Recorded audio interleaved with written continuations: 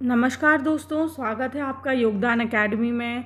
और हमारा यही लक्ष्य है कि हम आपकी सफलता में अपना योगदान सुनिश्चित करें। तो इसी श्रृंखला में आगे बढ़ते हुए हम 48 चैप्टर परीक्षा धाम सीरीज़ के में मध्य प्रदेश के प्रमुख संग्रहालय देखेंगे। इतिहास सिर्फ हम किताबों में नहीं पढ़ते, ये महसूस करते हैं। और वो जगह है जहाँ हम महसूस करते हैं, वो है संग्रहालय। मध्य प्रदेश के संग्रहालय केवल वस्तुओं का संग्रहण नहीं करते, बल्कि वो हमारी सभ्यता का, हमारी कला, जनजाति जीवन का, बल्कि पूरे के पूरी विरासत का, जीवन का संयोजन करते हैं। यहाँ हर एक वस्तु, हर एक मूर्ति, हर एक चित्र अपने आप में एक कहानी को छुपाए हुए हैं। तो आज हम मध्य प्रदेश के प्रमुख संग्रहालयों को जानेंगे एक ऐसे अंदाज में जो आपको एग्ज़ाम में तो काम आएगा ही आएगा, बल्कि आपका ये नॉलेज भी बहुत आगे बढ़ाएगा। तो चलिए शुरू करते हैं मध्य प्रदेश के प्रमुख संग्रहालय से। इसमें हम देखेंगे केंद्र सरकार के संग्रहालय, राज्य सरकार, जिला, जनजाति और निजी संग्रहालय। अब केंद्र सरकार के संग्रहालयों में पहला संग्रहालय आता है इंदिरा गांधी मानव संग्रहालय। तो ये कब बना था? तो ये बना था 21 मार्च 1977 को नई दिल्ली के बहावलपुर हाउस में खोला गया था। अब किंतु दिल्ली में पर्याप्त ज़मीन नहीं थी, तो इसके अभाव में क्या हुआ कि ये फिर भोपाल में लाया गया। तो ये आपको याद रखना है कि इंदिरा गांधी मानव संग्रहालय पहले दिल्ली में था, अब भोपाल में लाया गया। अब इसका उद्देश्य संपूर्ण भारत की कला, अनुसूचित जाति जनजाति और विकास, मानव सभ्यता का विकास, ये उद्भव कहानी प्रस्तुत करना है। तो जो चीज़ें संग्रहालय में होती है उसका यही उद्देश्य है, बस याद रखना है। खोला दिल्ली में गया था, अब भोपाल में आ गया। कब आया? 1979 भी आता है और इसकी एक और डेट आती है 1985। तो इसमें दोनों ही डेट लिखी हुई हैं। केंद्रीय संग्रहालय, तो अब इसका नाम ही केंद्रीय संग्रहालय है। ये कहाँ पे है? इंदौर में हुई थी। इसकी स्थापना 1923 में हुई थी। अब इसका दूसरा नाम है जो कि पूछा गया है, इसको नर रत्न मंदिर के भी नाम से जाना जाता है, केंद्रीय संग्रहालय को। ठीक है, तो फिर ये हो गया, ये यूरोपीय चित्रों को आश्रय देता है। ये सारी चीज़ें केंद्रीय संग्रहालय के बारे में हम जानेंगे। अब देखते हैं सांची पुरातत्व संग्रहालय। ये भी एक केंद्रीय संग्रहालय है। 1919 में सर जॉन मार्शल द्वारा ये ओपन किया गया था। वर्तमान में सांची पुरातत्व संग्रहालय की स्थापना की गई थी। ठीक है, अब इसमें इन्होंने एक ग्रंथ मॉन्यूमेंट्स ऑफ सांची प्रकाशित किया था। तो ये हो गया सांची पुरातत्व संग्रहालय 1919 का। अब जीएसआई भू विज्ञान संग्रहालय, ये कहाँ पे है? तो ये आपको अच्छे से याद रखना है, ग्वालियर में है। और ये इसकी स्थापना भी हुई थी 15 दिसंबर 2024 को। तो ये भारत का पहला भूविज्ञान संग्रहालय है, जीएसआई भूविज्ञान संग्रहालय, जो कि ग्वालियर में है। तो केंद्रीय संग्रहालय में हमने देखा इंदिरा गांधी मानव संग्रहालय, केंद्रीय संग्रहालय, सांची पुरातत्व संग्रहालय और जीएसआई भूविज्ञान संग्रहालय। अब हम आते हैं राज्य सरकार के संग्रहालयों में। तो इसमें मध्य प्रदेश का राज्य संग्रहालय देखते हैं। तो ये कहाँ पे है? भोपाल में है। भोपाल को पहले एडवर्ड संग्रहालय के रूप में जाना जाता था ये। अब इसकी स्थापना कब हुई थी? इसकी स्थापना हुई थी 1909 में। किसने की थी? याद रखना है, सुल्तान जहां बेगम ने इसकी स्थापना की थी और एडवर्ड संग्रहालय के नाम से की गई थी पहले। लेकिन फिर राज्य संग्रहालय में मध्य प्रदेश की कला और संस्कृति का बेहतरीन समावेश है। तो ये मध्य प्रदेश का राज्य संग्रहालय हो गया। 1909 में सुल्तान जहां बेगम ने एडवर्ड संग्रहालय के नाम से इसकी स्थापना की थी। ठीक है, अब देखते हैं रामायण कला संग्रहालय। तो देखो, ये भारत का पहला रामायण कला संग्रहालय कहाँ? मध्य प्रदेश में है। और कहाँ पे है? निवाड़ी जिले में। तो बहुत अच्छे से याद रखना, इसकी स्थापना हुई थी 17 अप्रैल 2005 में इसकी स्थापना की गई थी। अब आगे आते हैं राज्य संग्रहालय में महाराजा छत्रसाल संग्रहालय। यह संग्रहालय छतरपुर जिले के दुबेला गांव में स्थित है। अब इसका उद्घाटन जो हुआ था ना, वो हुआ था 12 सितंबर 1955 को। प्रथम प्रधानमंत्री जवाहरलाल नेहरू ने इसका उद्घाटन किया था, छत्रसाल संग्रहालय का। और इसमें बुंदेलखंड और बघेलखंड की पुरा सामग्री सुरक्षित रखी गई है। तो ये हो गया छत्रसाल संग्रहालय, कहाँ पे? छतरपुर में। अब देखते हैं रानी दुर्गावती संग्रहालय। तो ये जबलपुर में स्थित है। इसकी स्थापना हुई थी 1976 में और इसमें कलचुरी और गोंड राज के पुरा सामग्री सुरक्षित है। तो कलचुरी और गोंड की स्थापना हुई थी 1976 में। आगे बढ़ते हैं और देखते हैं तुलसी संग्रहालय को। तो जो तुलसी संग्रहालय है वो सतना ज़िले के रामवन में स्थित है। अब मैं आपको एक अलग से वीडियो बनाऊंगी, तो जैसे बहुत सारे कंफ्यूजिंग फैक्ट होते हैं ना, जैसे तुलसी संग्रहालय, फिर तुलसी एकेडमी, इसके नाम से 6-7 चीज़ें हैं। अटल बिहारी जी वाजपेयी के नाम से बहुत चीज़ें हैं, अलाउद्दीन खान के नाम से 2-3 चीज़ें हैं। तो इसमें बहुत सारी चीज़ें होती हैं, डिफ़र करती हैं, तो उन सब में कन्फ्यूजन ना हो इसलिए उसका एक वीडियो बनाऊंगी मैं, और सारी चीज़ें एक अच्छे से क्लियर हो जाएंगी। तुलसी संग्रहालय सतना जिले के रामवन में स्थित है। इसका पुराना नाम रामवन आश्रम था। अब इसमें भरूच स्तूप, गुप्तकालीन व जैन धर्म से संबंधित पुरातत्व सामग्रियां संरक्षित है। तो ये हमने देखा तुलसी संग्रहालय जो कि सतना में रामवन में स्थित है।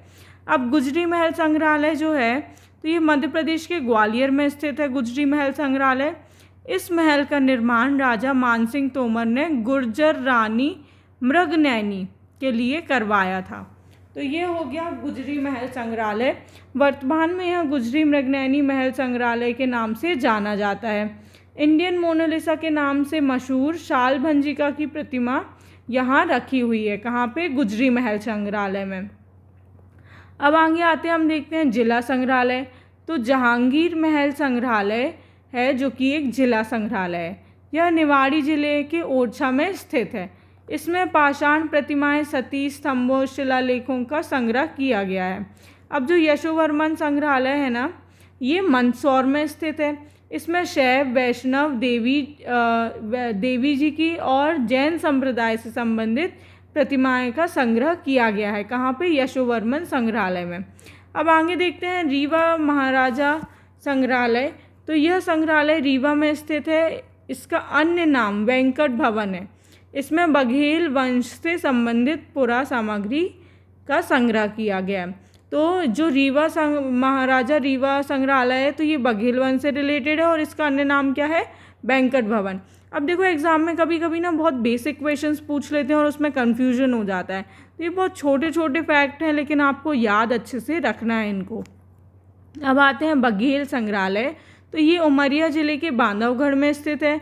रीवा रियासत से इसकी जानकारी मिलती है और रीवा के महाराजा से जुड़ी चीज़ों को सुरक्षित रखा गया है इधर पे।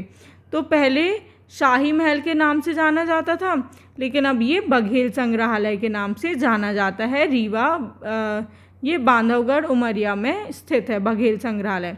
अब देवी अहिल्या पुरातत्व संग्रहालय है, ये महेश्वर खरगोन जिले में स्थित है। महेश्वर में अहिल्या घाट का निर्माण कराया गया है। ठीक है, इधर पे देवी अहिल्या भाई ने महेश्वर में अहिल्या घाट का निर्माण कराया है। तो देवी अहिल्या पुरातत्व संग्रहालय महेश्वर खरगोन में है। अब इसमें आप कंफ्यूज नहीं होंगे कि ये इंदौर में है या फिर कहीं मालवा रीजन में है, यहाँ पे ये खरगोन में है। अब देखते हैं जनजातीय संग्रहालय।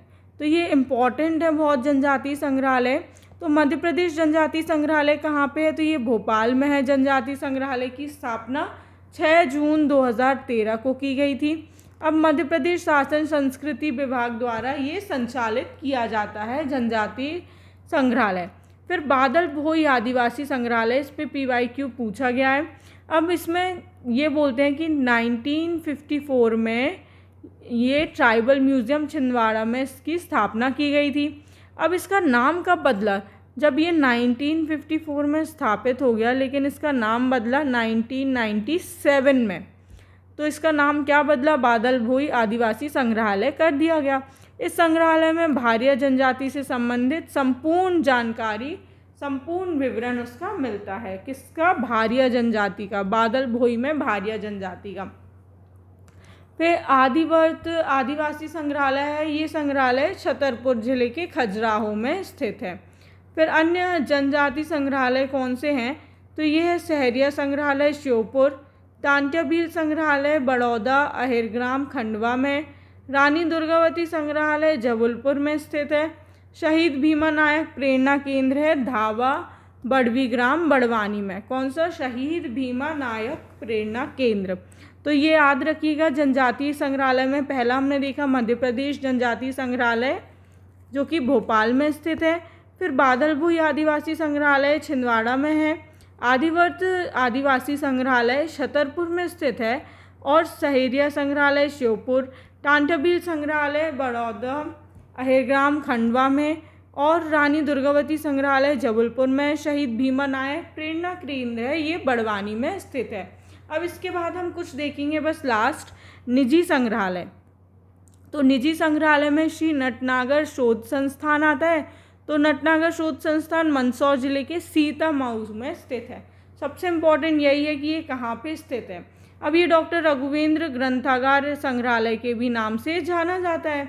अब इसकी स्थापना कब हुई थी? तो ये हुई थी 14 अगस्त हुई थी 1974 में, 14 अगस्त 1974 को।